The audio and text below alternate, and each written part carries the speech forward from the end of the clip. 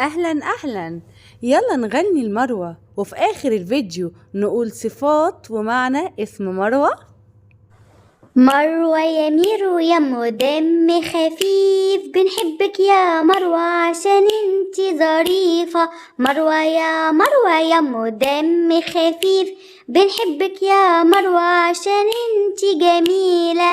مروة عينيها مكحلة، مروة يا ميرو ودايما جدعة وحنينة. مروة ميرو ما نقدرش احنا على دي حلاوة، بنحبك يا مروة. مروة يا مرمر يا دم خفيف، بنحبك يا مروة عشان انتي جميلة. معنى اسم مروة فهو ليه 3 معاني.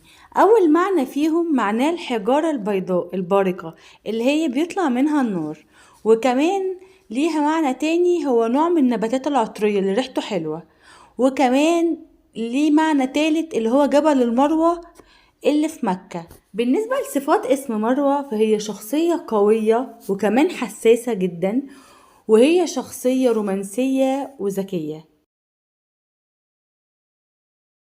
نصيحتي ليك يا مروة ان دايما قلبك طيب وما يتغيرش مع الوقت. دلع اسم مروة ففي ناس بيقول لها يا ميرو، وفي ناس بيقولوا لها يا مرمر، وفي ناس بيقولوا لها يا مروتي. بنحبك يا مروة. ما تنسوش تدوسوا لايك وتشتركوا في القناة وتقولوا لنا ايه الاسم اللي جاي اللي عايزين نعمله لكم. بنحبكم قوي.